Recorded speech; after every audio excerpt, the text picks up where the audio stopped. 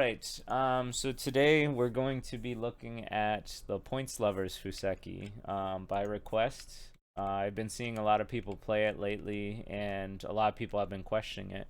Now, to be fair, I don't actually think this is like a double-digit Q class, lecture we should be going over. Usually, we want to go over, more concepts, right? More beginner lesson friendly concepts, but looking over this opening, I think is pretty good, and if you wanted to follow it, it'll allow you to coast through the opening pretty easily. So if you're having trouble in the opening, it's a good way to start. So first, it starts with this. You could also play this way. I see most people start this way. Um, White will usually either try and stop you from making a double komoku, like a double facing komoku, which would look like this, or white will just play here, and we see this opening quite often. Most of the time when I see this opening, it looks like this, because usually when black plays here, then white wants to play on the opposite side, right? Once again, um, you don't want black to get two facing komokus, but anyway, let's first look at this one, and then later we'll show when white plays over here to stop this. At first, we're looking at 2, 3, 4 points, and so the first thing, regardless if we're doing the points fuseki or playing a regular game, when we have open 3, 4 points, we want to close them. Nowadays, it's more modern to play these large knights, and this is a little slower because there's many techniques now to kind of make this inefficient. But for simplicity, I think it's really good, and I used it. So I played 4 games yesterday using the Points Lovers, and I won 3 out of the 4. The only one I lost to was a 5 dan. So I'll show those examples at the end. But anyway, to make things simple, I like this enclosure more than this one. Next, white should approach this 3, 4 point. We don't want to give black 2 enclosures. Giving black 2 enclosures is considered too good.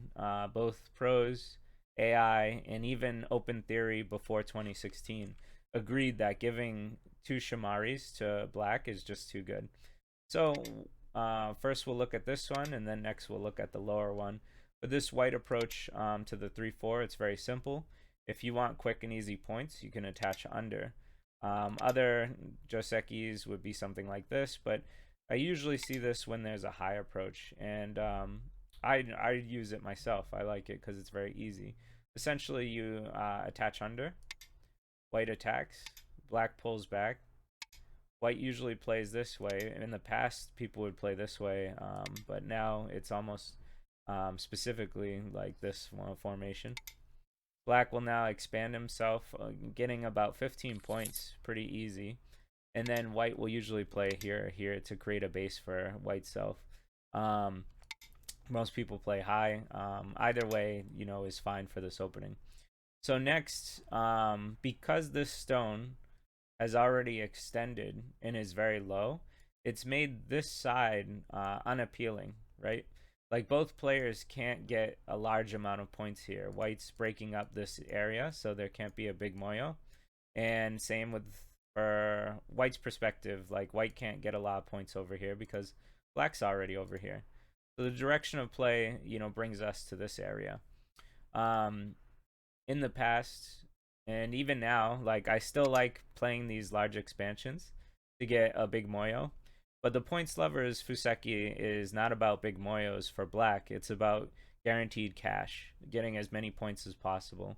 And so it's recommended to play in the 3-3 spot here, or the corner. So now white has 2 options to block. And to be honest, I think both are okay. So it's about your preference. In the lectures I watched, it shows if you wanted to take the corner with this double hane technique, then this is the side that you should do it on. And the reason is because if we do the double hane technique on this side, you get the corner, but black gets a really nice panuki facing his wall. So within one move, he's already building a humongous moyo, and this feels a little uncomfortable for white, at least in in regards to value and points. Black is getting more out of this, and so that's why if you want to take the corner from black and not give him a third corner, then you don't want to play the double hane on this side. You would want to play it on this side. Oops. And so black does the same sequence, and black gets himself a nice panuki. This is considered, I want to say, even for both players. So we have this stone, which is facing this way, and this stone, which is facing this way. So both players want this area. And with this panuki, black would prefer to play here first to try and make this area and make this comfortable and to limit this. So if white plays like this, you can comfortably play under here. And I think we're all familiar with this fuseki. If white kicks, then you have a nice wall facing your panuki. So everything is pretty okay. I might just tanuki here and take over this. And if white attacks you, then you can jump out and take the advantage of the fighting. Maybe I'd push here first. Or if you feel more comfortable, you can just make yourself a nice little base. It's not the most recommended move, but I don't mind it. Same with this push is really nice. This is probably actually the proper move out of all three of those examples, because now it's much more harder for white to take this whole area, right? Like, it's going to be very difficult. Black's going to be able to harass it a lot. But I don't think we have to go too much more in depth with that. The idea remains that you're already getting two corners, and you're already getting almost a third one. So if white doesn't do the double hane approach and just plays normally, maybe white wants to make influence on this side. We can see that black has obtained 3 corners. And so it's almost like having 30 points, if not a little more, right at the beginning of the game. And so white has to play to make as much as he can, but it's going to be quite a difficult game for white. So let's see. And then the other way, it's the same thing. So let's talk now. This is the high approach. So it's very easy to understand. You take as many points as possible, and then you jump into the next corner. The low approach kind of reverses things in a way. Instead of worrying about this corner, you'll worry about this corner more. So there's a very simple way you can handle this. First is, so this is how I would always play for a long time. And it's because this is the way the pros would play. They would put pressure on this stone, and then they would, try and stretch out or try and make this area, right? Or, they'll go in the corner right away or something. But this can get pretty complicated once, let's say, white gets this move. Because now these stones, to me, at least feel a little uncomfortable, right? They don't have a base just yet, and they're surrounded on both sides. So white's making points on both sides. A way to get out of that cleanly is to kick and then play here. But to me, this still feels kind of cramped. So anyway, this is kind of off topic. It's off fuseki, but I just wanted to let you know that this is usually the most common moves pros play. There's also the shusaku, which, I'm sure you guys are familiar with. You can either kick here and then keep going, or you can press down. But for the points lovers fuseki, we're going to look at this kick. Now, usually we see this kick when it's when you're on the 4th line, and then you kick. See if I can get this going. Then you kick like this. And so this looks like quite a lot of territory. It's not finalized yet, but it's getting pretty big, and it's attacking these white stones, right? So I used to never see a kick here, because this looked really small. And in the past, that's what it was considered. It was too small, and so humans wouldn't play like this. But now, nowadays, AI says it's okay. And the reason is because you get Sente, right? You have some more secure points, and then you have Sente to play where you want. So this kick is pretty useful if you're just looking for straight up points very quickly. So next, instead of taking this corner, the focus will be here.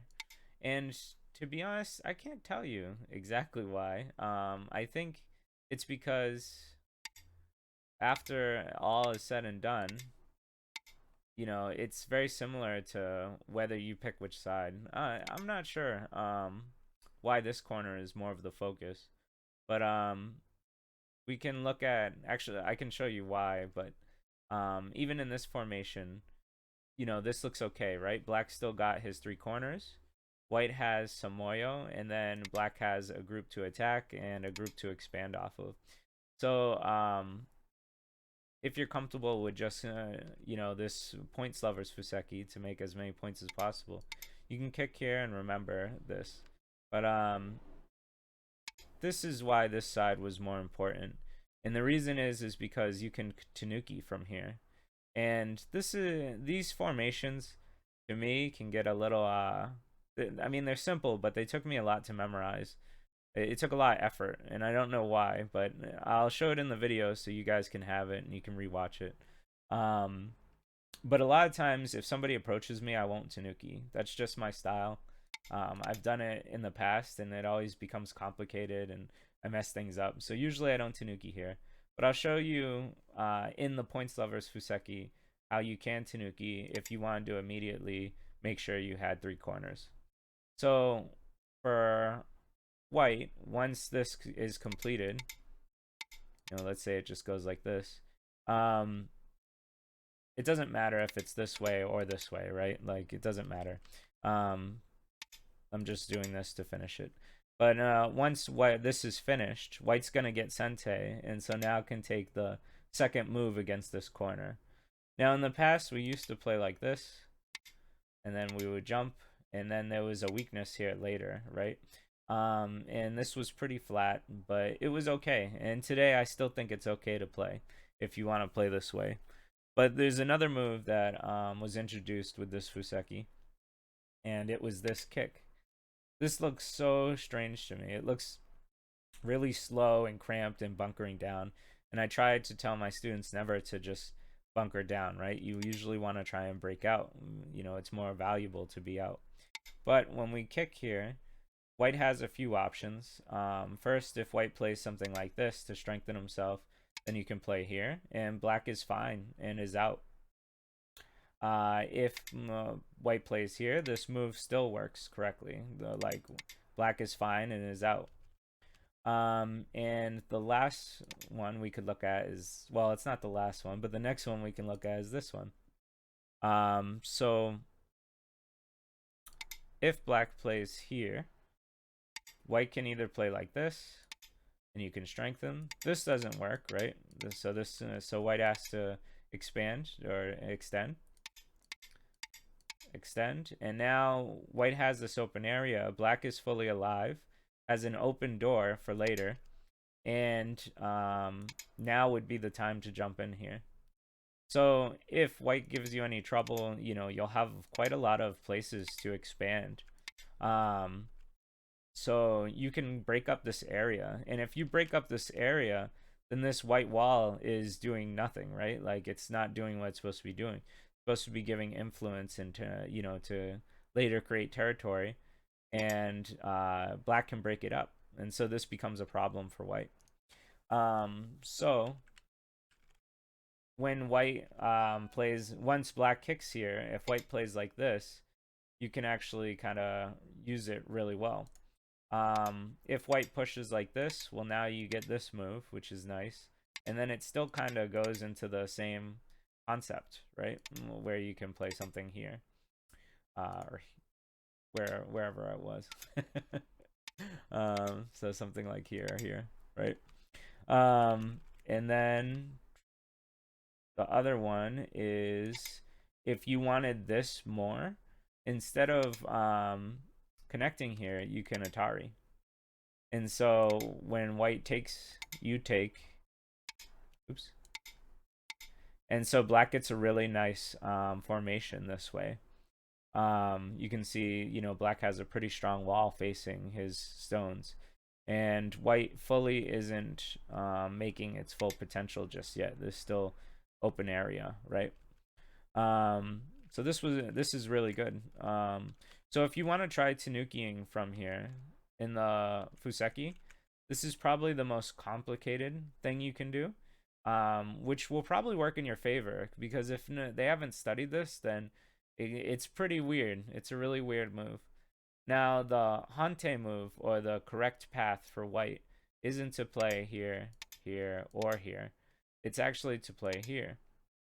And I hope I don't butcher this. But if black plays this, white can Atari. And then if white has the ladder, so white has the ladder, white can play like this. Black can Atari. White can take. And then black is out. And so black gets his full corner by sacrificing the stone. This is what it took me a while, and even right now I was like nervous I was gonna get it wrong, but it took me a while to like memorize this move and all these like patterns. So that's why to me it's like pretty complicated. But maybe it'll be easier for you. But yeah, this it looks a little risky. It's not my first instinct, but it is really good. I like this. The other way you could look at it, this is kind of the failure way. I wanted to show you the correct way first. So you make sure to remember this move and not this one. But you could also play this one. The difference is that when white seals for this side, white also gets a seal for this side. And so, black is now alive, but is sealed on both sides. So it's not as good as the other variation that I showed you, which would be, once again, this one. So this kind of explains all the Tanuki stuff, right? Like if, I guess the last thing too is if white chooses this side instead of this one, this is much more beneficial for black now, because once we go through these motions, we'll see the difference, I guess. Whichever one we want to pick. Let's pick this one. Here, here, here, here. And so now you can see that this wall really isn't doing anything, right? So because these black group is here, so this is really nice. So if you wanna, if you can memorize these patterns and you really want to confuse all your opponents, I think it would even confuse people at my level if they haven't studied this, because this move just doesn't look natural. Like it looks very strange. Not now, but let me see. After this move, people are used to this push or this push for a cut, right? But this one is, I've never seen it before until I studied this Fuseki. All right, I've gone over a lot of this and this. So let's look at the last part. The last part would be if white plays this way. So now you can't have the two facing Komokus, right? The facing Komokus means the two facing 3-4 points. So if white plays like this and doesn't want you to play the, points lovers way, well, you technically still can. You can just create another 3-4 point. And when white plays like this, instead of making this enclosure, which I did in one of my game examples, so I did the opening wrong. You're supposed to play this one now. And, this is what they call an open door Shimari, right? Like this would be a closed door for the territory. This is an open door, or a one jump extension, whatever you want to call it, one jump Shimari. But yeah, so instead, this was my first instinct without really fully studying the Fuseki, but this is the correct way to go. And now we have another 3-4 point, so white should approach. If we approach like this, it's pretty simple. It's the same Joseki that we all know and love. This is a very common one that I use often. If white goes low, then you can still do the kick strategy. And then when white expands himself, now you have sente. So you have one corner, two corners, and then instead of jumping into a 3-3 point, you want to expand on this side because there's this weakness here, right? If you play somewhere else, this weakness kind of hurts black quite a bit. So playing on this side feels good. Now, this one in particular, I haven't studied as much as the other ones, but the idea remains that, you know, if white kicks, you stand, and then you can play low this time because this low and high connection feels really good. I don't remember in the lecture if we look at any pincers or things like that. Usually I wouldn't recommend a pincer because you're between two enemy stones anyway. I'm not going to go too deep into this, but regardless, if white plays this, then you can do this fuseki that we all know. And if white kicks, as I shown you, you can go like this. So those are the two main options you'll see. If stuff deviates, then we can review it together. But yeah, I mean, this is how you can play the points lovers fuseki in any situation. Last in the lecture that I saw, it was showing that white could also, you know, play the points lovers, but it wasn't recommended, and so I'm not gonna teach it. But I think you can you understand like what josekis to use for it. So, you know, just looking at this small example, you can see how this would run, right? Like you get both corners, and that's how it goes. We can do a very quick recap of just everything. I won't really explain too much, but I'll just show the formations again. Enclosure. If white goes high, you can under attach, which, you know, leads to this joseki we all know. And then for this case, because the stone is low, this area is less interesting. So this is the corner you would go for. And then it's white's choice on how this is going to be handled.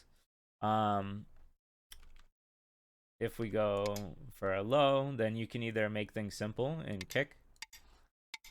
And then once he makes his formation, then you can... Honestly, I think you could go for either.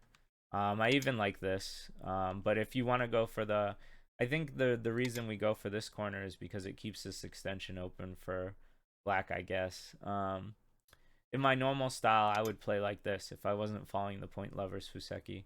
But feel free to jump into either corner, I think, to be fair.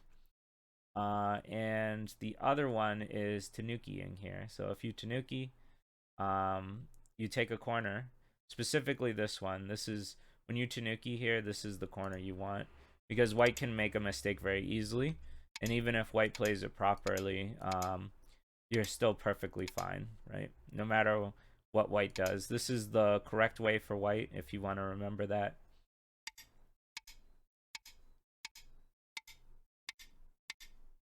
Which is really, it's good for black, and supposedly it's okay for white, but for white I do feel uncomfortable. I'm undercut on both sides. I guess you can seal now, but you know, now black can jump in here, right? And so you can try and make your group, these walls, useless. And the very last one was when white plays like this. So what I made a mistake on was playing here. But remember, it's this move. It's this enclosure. And when white approaches, you can just keep things simple. And then make this approach. And now the game can kind of go wherever it's going to go. So, I have examples of the 4 games I played using this opening. Do you guys want to see that, or do you have any questions or anything? I'd love to see them. Okay, let's take a look. So I played against Well, I have to go. Thank you so much. Okay, yeah, Marty, take it easy. All right, and are you going to put whatever follows now on YouTube or? Yep, I'll put these examples on YouTube. Great, thank you so much. All right, take it easy. Michael, Yep. I think the hardest part is how do you break up if you're black, how do you break up white's moyo? So for white, the unfortunate truth is all the variations I showed you that I didn't say were white's mistake were the best white can do. And so let's look, I guess we'll look very quickly at the most common one, right? Let's look at the most common one, which, let's do this one.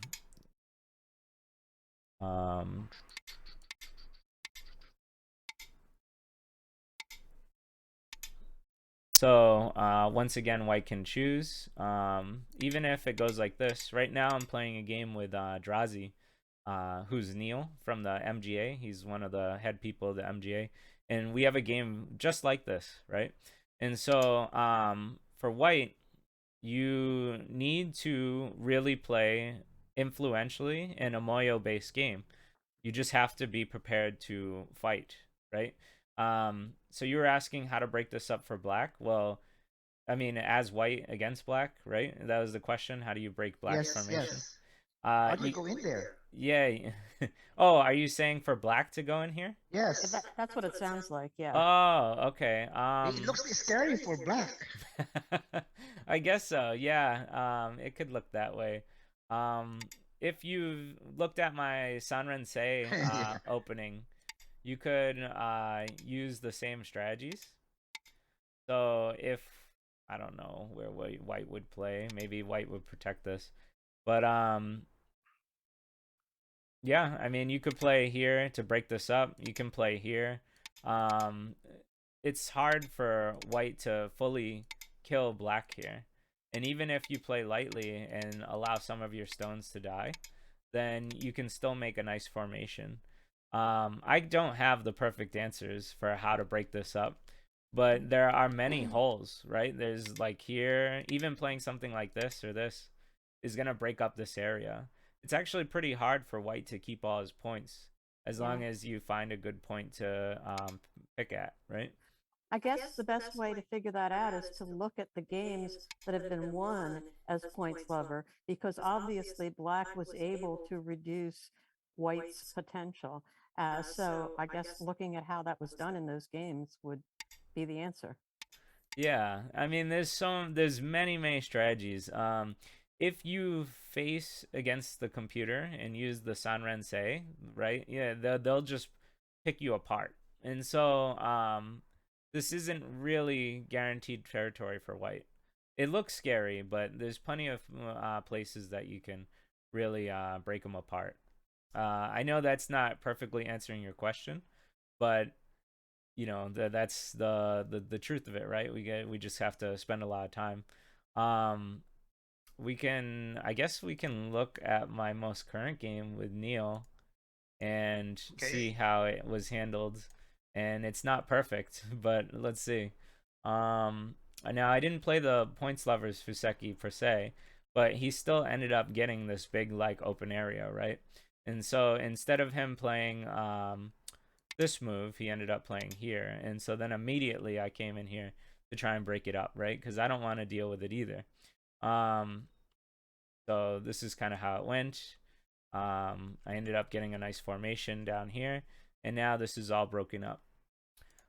In my next game example, I think a very similar thing happens. So let's take a look.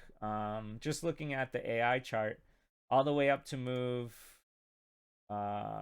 56.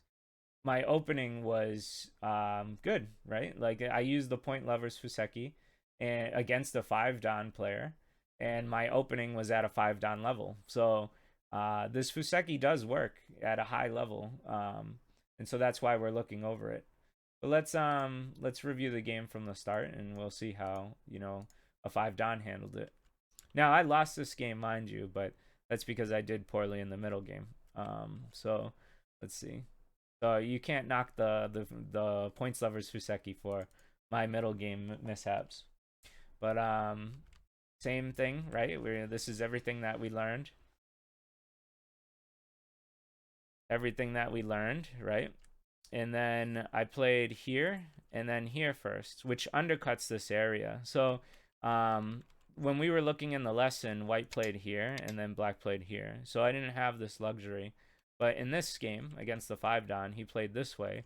So it gave me the luxury to hit here, opening up this path, and then playing down, which this is the proper way to play this. Maybe it's the wrong timing, but it's the proper way to play this here.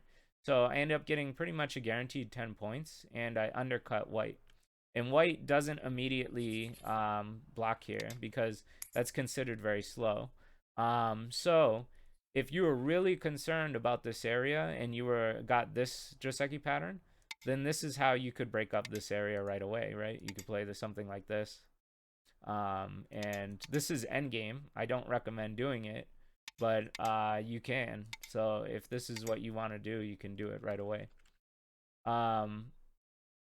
So anyway, I feel like I should have played here. And I think the computer tells me that I should have played here as well. I played this because I'm so used to building, like making big fence posts to build between. So I like this style, but I probably should have just played in here to break this up. Because if I get all the corners, you know, then I'm just going to have to worry about the center. But I ended up getting this Joseki that we all know. And then he enclosed. And so now was the time for me probably to enter right now.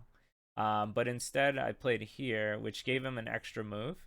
And now this, because this extra move was here, it became a little harder. The computer recommended me to play one of these ones. But I played the one that I'm familiar with. And that was a problem because this ace stone was here. So now we're still at move 37. The computer said it was a minor mistake. I'm still in the lead, you know, by a point or something like that. So I just want you guys to understand that the points lovers fuseki works, right? Even against a 5-dan.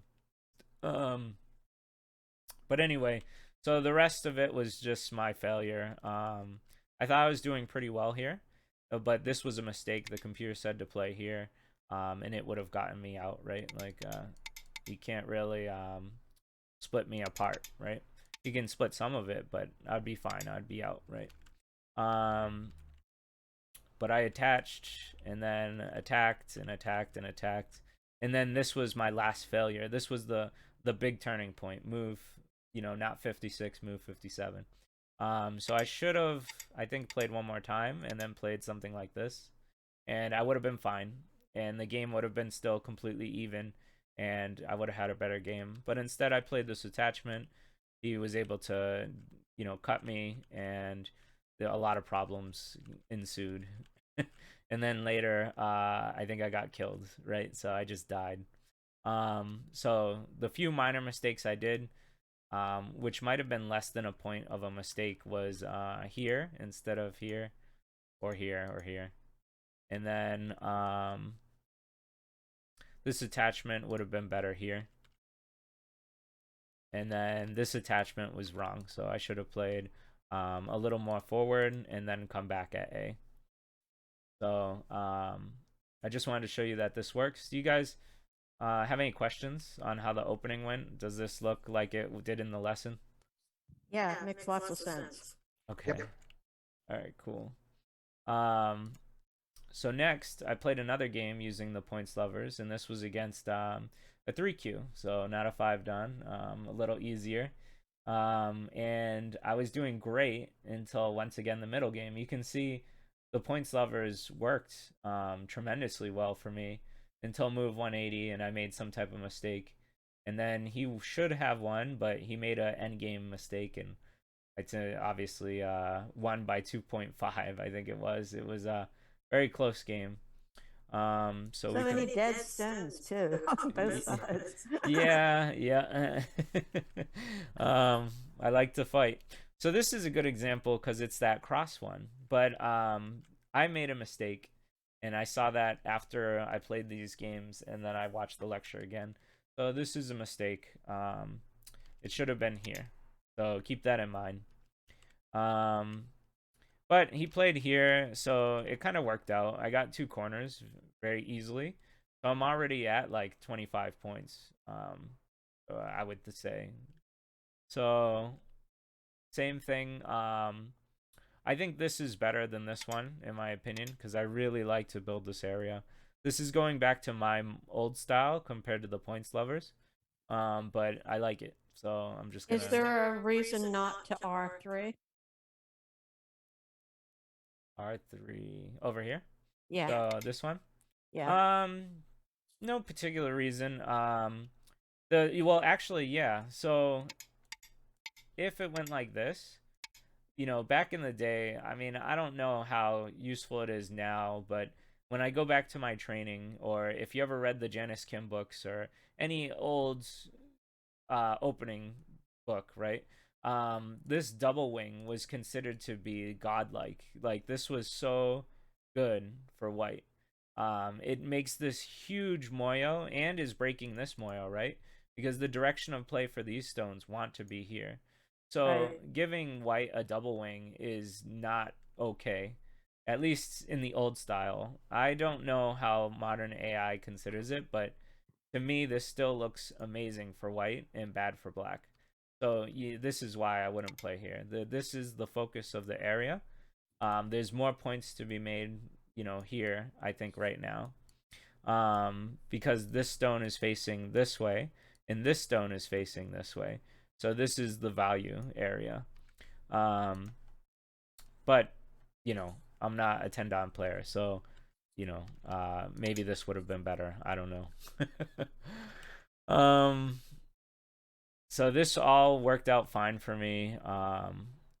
Maybe I made some mistakes here. Maybe I shouldn't have pushed and played something like this or here.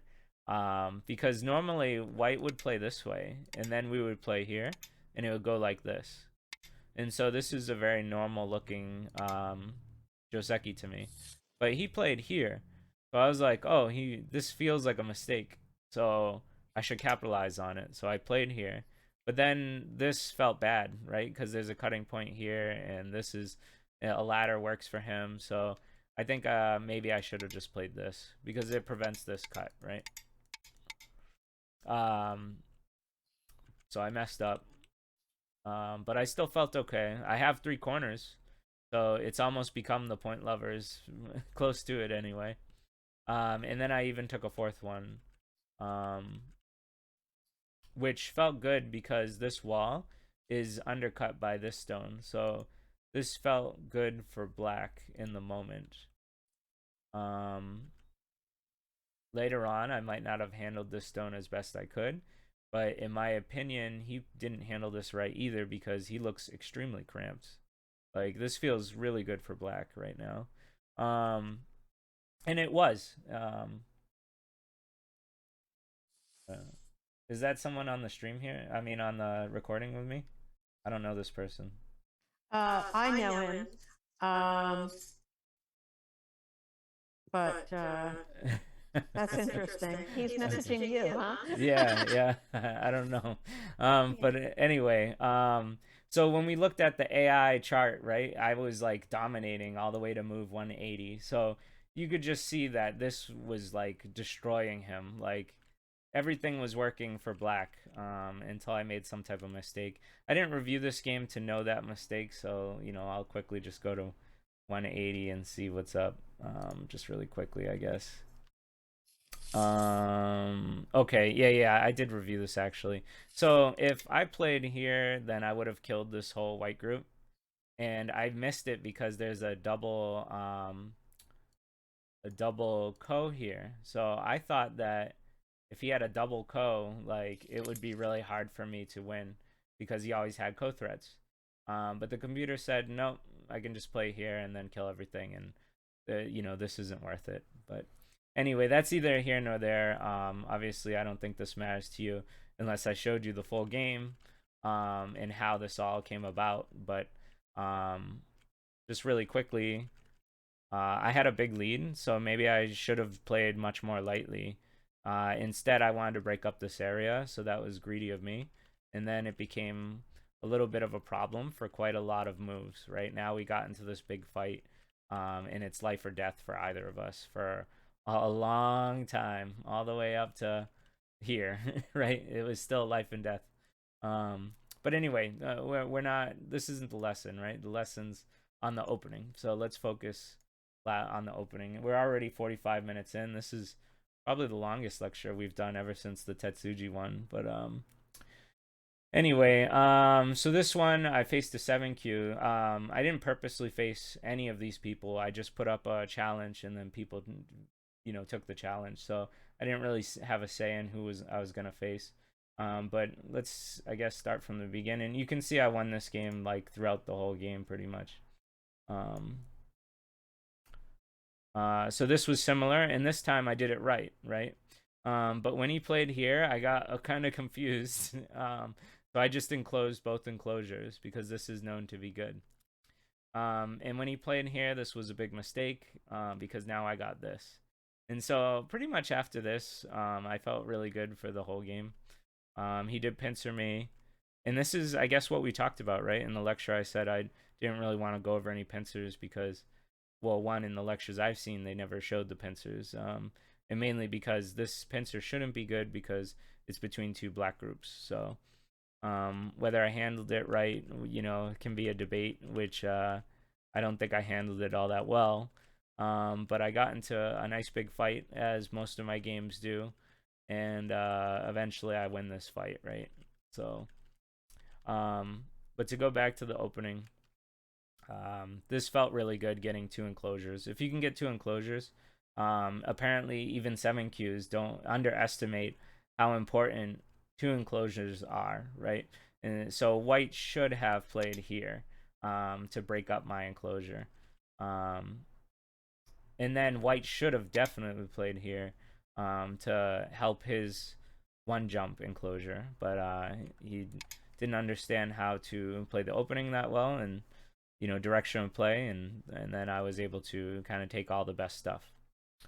Lastly, I played this. I couldn't sleep at 11 o'clock last night. Usually I go to bed at like 9, 10, or 11, and I couldn't sleep, so I played one more game for you guys to do the points lovers. This was against a 3Q, and at least up to move 30 I was comfortably having a nice lead. But this kind of reminded me of those Fox games you were talking about, where the players are extremely aggressive. So this guy was like overly aggressive. I got my 2 corners, and so maybe he even played an older style Joseki, but maybe I should have took this corner right away. But as you know, my old 20 before AI training, if there's a Shamari, then it should be approached. So that's what I did. I approached the Shamari. And then he pincered me, and then this is where the game goes chaotic. Right now we become into a big fight. Once again, he, instead of playing like down or playing that new move we just learned, he wanted to cut, and so we're just gonna get into this big fight. And the whole game we're just fighting and fighting and fighting. And so it looks like all 3 of my games became a very aggressive game, which is funny because the points lovers, I feel like, isn't supposed to be an aggressive opening, but when people fight you, I'm not gonna back down, right? So I hope these examples helped. As you can see, out of the 4 games, I won 3 of them. And against 3Qs, it's up or down. I could win or lose. I mean, they're up there with me, you know what I mean? And it felt good that with the 5 down, I was leading, all the way up to move 56. So it really proves the validity of this opening. I'm gonna end the recording here, but I still have time, so if you guys have questions or want any reviews or play any games, I'm here. So I'm gonna stop it here.